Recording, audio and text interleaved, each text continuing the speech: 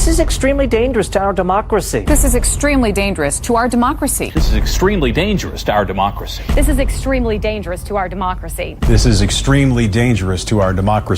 is extremely dangerous to our democracy. This is extremely dangerous to our democracy. This is extremely dangerous to our democracy.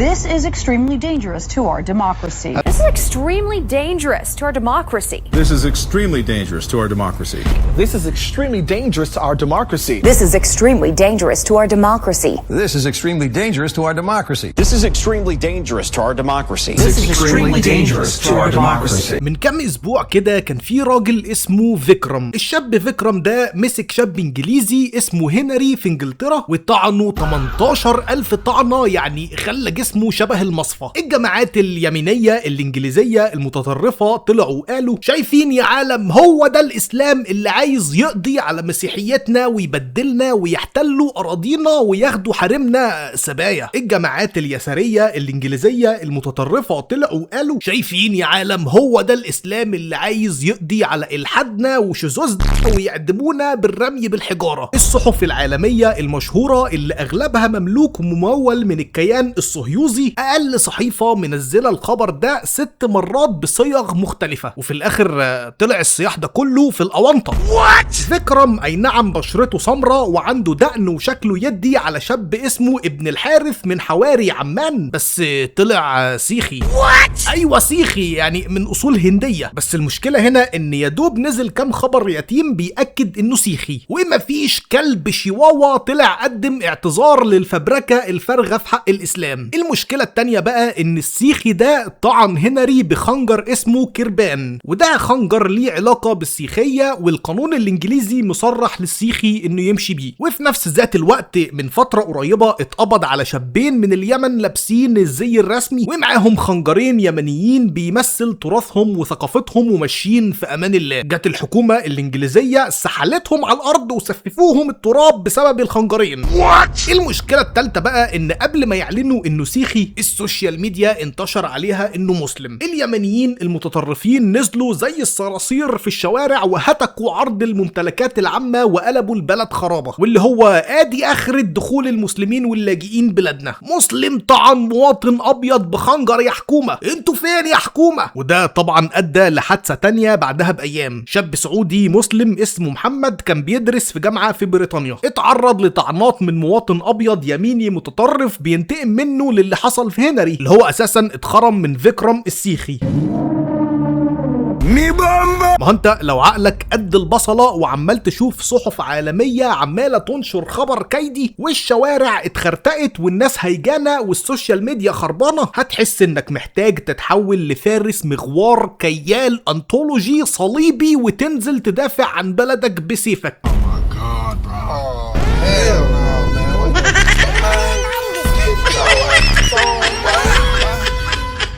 المشكلة الرابعة ان نفس الصحف العالمية دي كل صحيفة منهم نزلت خبر واحد فقط على هيئة صورة على بوست فيسبوك، ان في واحد اسمه محمد سعودي الجنسية بيدرس في انجلترا اتقتل يا عيني، وبس كده. يعني الخبر انتهى. وتعال نشوف الصومالي اللي مدور الضرب في ضواحي برمنجهام بيقول ايه. ودي كانت نبذة بسيطة عن توجه الاعلام ضد الاسلام، وخلينا نتعمق اكتر. ومعاكم محمود عشري من 5 في عينك، ويلا بينا نبدأ. الاسلام هو الدين الوحيد او العقيدة الوحيدة على وجه الارض اللي بيتحارب من جميع الجهات في نفس ذات الوقت، من اقصى الشرق لاقصى الغرب وما بينهم يا شوقي. الحكومة الصينية في الايجور، اليابانيين المتطرفين في طوكيو، الهندوس في كشمير والبوذيين في ميانمار، العلمانيين والملحدين والقومجية وعبيد الغرب في الشرق الاوسط، الحكومة الروسية في الشيشان وداجستان، الحكومة الالبانية الصهيونية في البانيا، الكاثوليك في اوروبا والبروتستانت في الامريكتين، الشواذ والنسويات والكلبجية والريديتورز، ومركز الضرب ده كله طبعا الكيان الصهيوني في النص، مدورها صحف واعلان ولجان الكترونية في العالم كله. ده طبعا غير المنظمة الصهيوماسونية اللي بتدعو للعولمة من داخل مقرها في مدينة بلبيس. يعني مش عايزك تستغرب لو ماشي في حواري بلبيس ولقيت جوث جيرل ماشية بصحبة فيمبوي. How are you? I am under the water. Please help me. You're too much really. طبعا ده شيء مش طبيعي ان كل العقائد والايديولوجيات في العالم تحاربك انت بالذات في نفس الوقت. ما هو يا اما انت العقيده او الدين الوحيد اللي غلط فالكل بيطعن فيك وفي افكارك، يا اما انت الدين الوحيد اللي على حق وكل الاتجاهات التانية دي خايفه منك عشان على غلط. يعني انت عمرك ما سمعت عن حد بيحارب افكار الديانه اللي اسمها الامش دي اللي هي بتخليك بتمشي في الشارع راكب حصان او حنطور عشان انت مالكش اي علاقه بالتكنولوجيا، مفيش تليفون مفيش تلفزيون مفيش اي تكنولوجيا في الدنيا. وانا قاعد بتفرج على الكلام ده في حاجات طبيعي بتضايقني جدا، لكن في حاجات بتوقعني على ظهري وبينزل في بقي شندوتش برجر بالجبنه وكوبايه شاي العروسه من كتر الضحك اللي بشوفه. وخلينا نبدا بالحاجات اللي بتضايقني الاول عشان ده الاهم ونبقى نشوف الضحك بعدين. جماعه من الاعلاميين في انجلترا وامريكا من ساعه احداث 7 اكتوبر بداوا بشكل مكثف يتكلموا عن الاسلام. ضيف على الكلام ده الاعلاميين اللي بيحاولوا بشتى الطرق يقنعوا الناس ان المسلمين خلاص على وشك فتح انجلترا، زي مثلا لقاء لاعلامي انجليزي شفته بيقول فيه انه مش بيكره المسلمين، هو بيكره الاسلام اللي بيفرق بين الراجل والست وبيقمع حريه الستات في انجلترا. المذيع اللي قدامه بيقول له يا ابويا المسلمات هم اللي اختاروا يلبسوا حجاب لان ده حريتهم في ممارسه العقيده، واحنا في انجلترا فلو واحده عايزه تقلع هتقلع، محدش هيقدر يتعرض لها زي افغانستان مثلا. يقول له لا الدين بحد ذاته هو اللي منعهم من حريه الاختيار. ويقول له انا لا احترم دين بيحط الرجاله في مكان والستات في مكان تاني اثناء الصلاه في المسجد. ازاي يعني ما تبقاش مليطه وزروطه وما تعرفش مين في حضن مين في المسجد يا بلدينا؟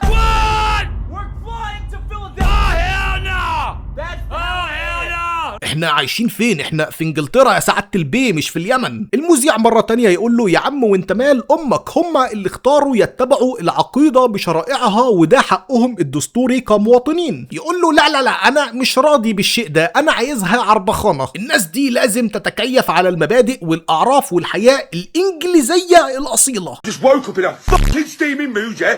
Cause I live in a shithole. Do you know what I mean? Birmingham is a fucking shithole. I hate the fucking place. I fucking hate it. It's full of kids. I fucking hate it. يبدأ بعد كده الإعلام والصحف الغربية بضخ مصطلحات في نص الكلام عشان تركز في عقول أغلب الناس الغير مطلعين. كلمات زي التقية اللي انتشرت مؤخرا عند الأجانب واللي هم مقتنعين إن إحنا بنستخدم أسلوب التقية عشان نتخفى بينهم وننشر كلامنا، زي المنشورات اللي بتشوفها في الأفلام القديمة للراجل أبو طربوش وشنب رفيع وهو بيحارب الإنجليز. تقول له يا عمنا المصطلح ده لا يستخدم إلا في الضرورة القصوى لما تكون حياتك في خطر وعلى وشك تموت وحياتك معتمدة على إنك تكذب عشان تفادي نفسك من القتل، وهو يعني مفيش إنسان براس كلب مش عايز يفهم. زي برضو كلمة الشريعة له، الناس بره بقوا بيترعبوا من الكلمة دي وهم مش فاهمينها أساسا. يقولك الشريعة له هي اللي بترجم الزانية وتقطع إيد السارق وبتسمح بقتل أهل الكتاب. تقول له يا متخلف الشريعة له حرفيا معناها قانون الشريعة اللي هو قانون القانون، يعني كلمة ملهاش معنى. والشريعة اصلا الاغلبية الساحقة من قوانينها بيتطبق على المسلمين بس. الشريعة له دي بتتكلم عن احكام الزواج والطلاق والميراث والعقود والبيع والشراء والقضاء والى اخره. مالك انت بالاحكام دي يا جردل؟ فانت كشخص عادي ضمن الاغلبية العظمى الغير متطلعة ومكسلة تقرا كتب حقيقية وبتجيب معلوماتك من خرفان على الشبكة العنكبوتية، شايف صحف واعلاميين وناشطين متطرفين بيسباموا التايم لاين بتاعك طول الوقت والخوارزميات مساعدة. اكيد فئة منهم هترتكب جرائم كراهية كنوع من انواع الدفاع عن الوطن ضد المسلمين. We don't have Sharia law in Britain. I know that. Asking for it though. They're praying on the ground. They're praying in groups. They're conquering. I thought you people like praying. Conquering. You like religion. I thought you like religion. No, I don't like Muslims at all. No, well, clearly. No, I don't. Why you don't like any Muslim? No, I don't. Why not? I don't. I don't like. What have they done to you? Islam's entire existence is based on conquest, and they've conquered your country. As opposed to the United States. Manifest Destiny. How are the Native American Indians doing? Well, they got conquered by you. I was actually with my friend Tommy Robinson the other day. I had an interview with him. He has the same sentiment that I do. If you want to call me bigoted, that's fine. Islamophobic, yes. فيظهر 2 طلاب بيض مسيحيين في سان دييجو ولاية كاليفورنيا يخشوا على مسجد ويرفعوا السلاح ويضربوا نار ويقتلوا 3 ويصيبوا أطفال، وكانوا 3 بس اللي ماتوا بسبب البطل الشهيد أمين عبد الله اللي منع كارثة قتل أكتر من 140 طفل. المشكلة إن الخبر ده ما كانش فيه صفحات بتنشره بشكل صحيح إلا الصفحات الإسلامية. No, stop. What are you doing? What are you doing? What are you doing? انما الفوكس نيوز، البي بي سي، السي ان ان، الجارديان ومقالب الزباله دي قالوا لك مختلين عقليا هجموا على المسجد كنوع من انواع جرائم الكراهيه. يعني ده مش ارهاب يا عم بقلص يا اللي موزع السكريبت الكتيان ده على الصحف؟ يعني مش 2 ارهابيين روعوا وارهبوا اطفال ومدنيين بيصلوا في مسجدهم بشكل سلمي بالسلاح؟ يعني مش ده المعنى الحرفي لكلمه ارهابي؟ لا لا لا لا، دي جريمه كراهيه عادي يعني بتحصل في اي مكان. طب يعني مثلا لما واحد ملثم في مدينة بولتون في انجلترا يروح لبيت راجل بيشتغل امام في مسجد ويحاول يولع في بيته اللي فيه اطفاله ومراته ويرميه بمولوتوف ويجري، ده مش عمل ارهابي؟ لا لا لا لا، لسه ما وصلتش لليفل الارهاب، ده شغل هواية بيه. طب بالنسبة للكيان الصهيوني اللي ولعوا في قرية كاملة في الضفة الغربية، لا لا معلش، اصل ما كانش فيه تفجير في الموضوع، يعني ما فيش حد قال الله اكبر بوم. انا اسف لسيادتك بس الحرق لا يرتقي لان يكون عمل ارهابي، ده مجرد جريمة كراهية يا بيه. تعال بقى نخش على الحاجات اللي بتوقعني على ظهري وبينزل في بقي شندوتش برجر بالجبنة وكوباية شاي العروسة من كتر الضحك. عمدة نيويورك الحالي اسمه زهران ممداني، وده راجل مسلم. اي نعم هو مسلم ملعوب في اساسه اكمنه بيدعم العجل، لكن اضعف الايمان في الجثة دي انه واخد موقف قوي تجاه الصهاينة، وقايل من اول يوم ان لو نتنياهو دخل نيويورك هيقبض عليه ويسجنه بما انه مجرم حرب حسب القانون الدولي. في يوم كده في السنة اسمه يوم إسرائيل في الجدة ال5، ده يوم بيحتفلوا بيه في نيويورك سنويا دعما قاطعا لإسرائيل، والأول مرة من عقود طويلة زهران ممداني الفحل القدوة الملعوب في أساسه قرر ما يحتفلش باليوم ده بحجة ظاهرية بتقول إننا كدولة أمريكا ليه نحتفل بدولة أجنبية يا رجالة، لكن باطنيا هو ضد الصهاينة زي ما قلت لك يا فوزي. ويعملوا إيه بقى الصحف المملوكة من الصهاينة؟ 9000 بوست وخبر ومنشط نزلوا في ظرف اسبوع بما ان زهران ممداني احتفل بكل حاجة في الدنيا، دعم ايرلندا، دعم الهنود، دعم المسيحيين، وغير كل ده راح صلى صلاة العيد بتاعت المسلمين. انت متخيل مسلم بيصلي صلاة العيد؟ ده بينه احتلال اسلامي ناعم ده ولا ايه؟ وازاي يحتفل بكل الكلام الفارغ ده وما يحتفلش باسرائيل؟ انت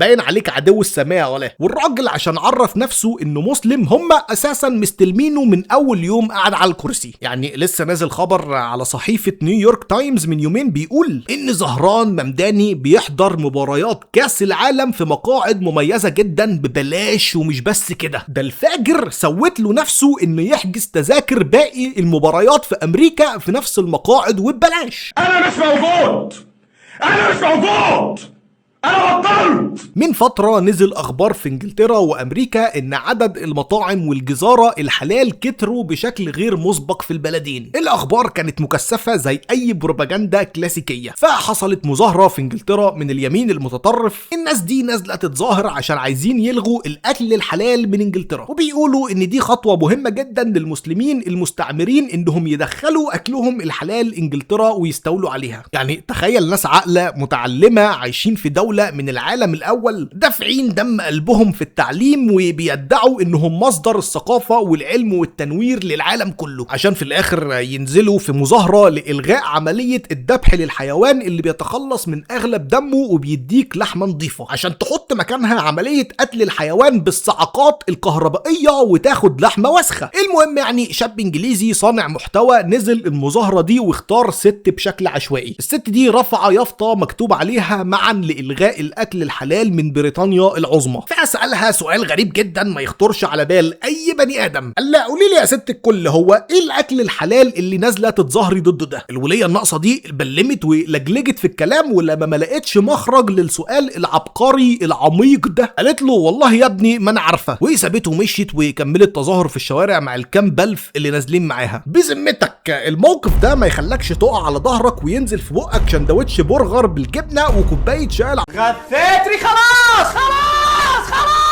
بعدها بشويه الامريكان المتطرفين قالوا لك ايه ده يا ابو عمو، هم الانجليز احسن مننا في ايه؟ احنا لازم ناخد موقف حدانا في ولايه تكساس. قالوا لك الاكل الحلال ده اكيد معناه اكل المسلمين بشكل حصري، فايه يا واد يا جوني، ايه يا واد يا توني عكس الاكل الحلال؟ بس لقيتها مفيش غيره، الخنزير. معروفه يعني سوبرمان نقطه ضعفه الكريبتونايت، الويبس نقطه ضعفهم الاستحمام، وكذلك المسلمين نقطه ضعفهم الخنزير. فنزل بتاع 80 نفر كده قال يعني بيعملوا احتجاج في الشوارع على المسلمين والاكل الحلال، ونفس نوعيه الوليه اللي في انجلترا لقيناها في امريكا، واحده ست واقفه وماسكه عصايه وحاطه راس خنزير عليها، يعني شيء في منتهى القبح والعربجه. وجه صانع محتوى تاني سالها سؤال غريب جدا ما يخطرش على دماغ اي بني ادم، قال لها قولي لي يا ست الكل، انت ليه واقفه في الشارع ماسكه عصايه عليها راس خنزير؟ قالت له عشان احمي نفسي من المسلمين. يعني خيالهم العقيم مصور لهم ان راس الخنزير ده بمثابه الرصاصه الفضيه اللي بتقتل بيها الولفرين، او شعاع الشمس اللي بيحرق الفامباير، اللي هو بمجرد ما راس الخنزير ده يلمسنا او حتى نبص عليه من بعيد هنتكهرب وهنتنطط في مكاننا ونتحول لفتات رمادي،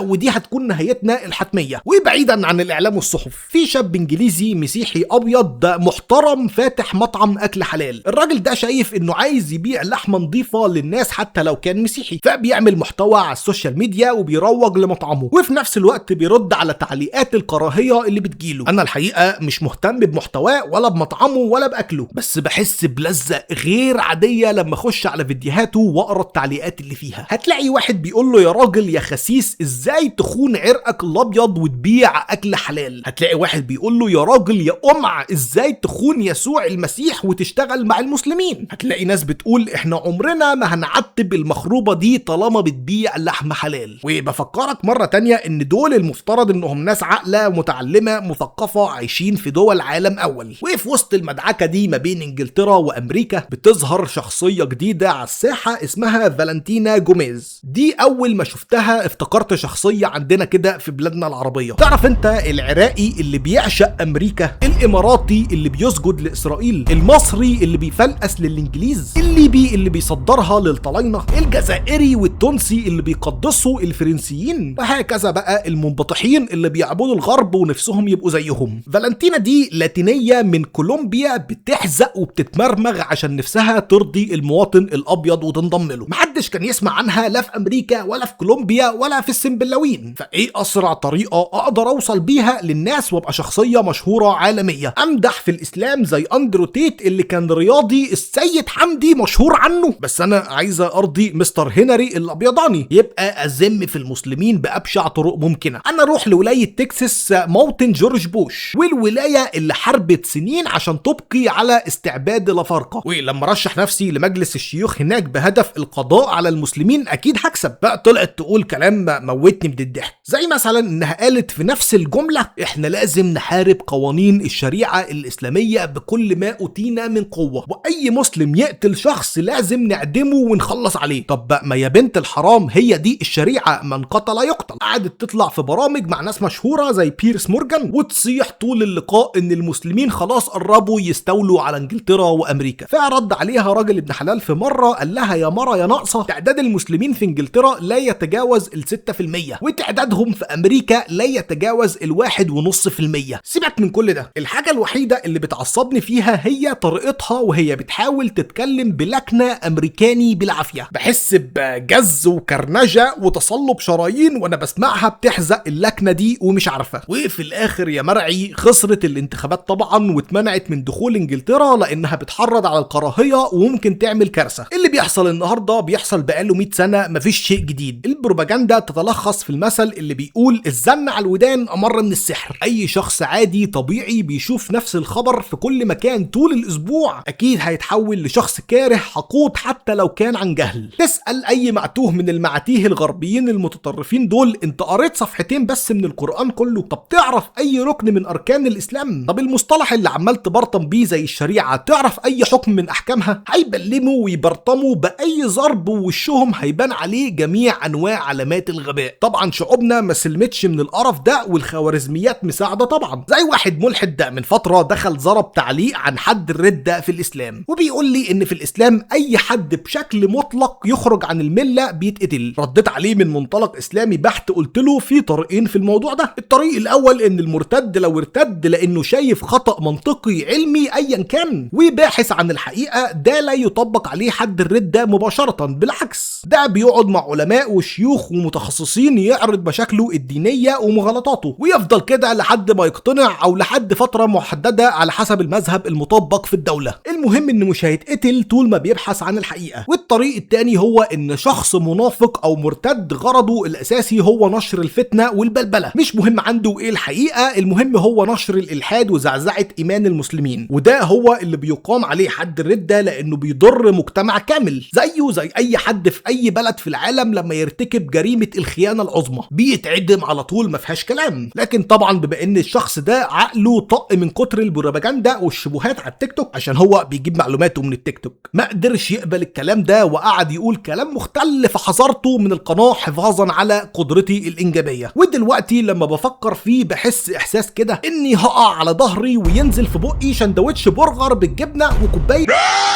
ازاي اتعامل مع سلفتي؟ السلفه ضره، تيجي تقعد جنبك تقولك والله العظيم انا حملت فجاه الموضوع جه فجاه وهي مرتبه عشان تحمل قبلك علشان تكسب بنت عند حماتك.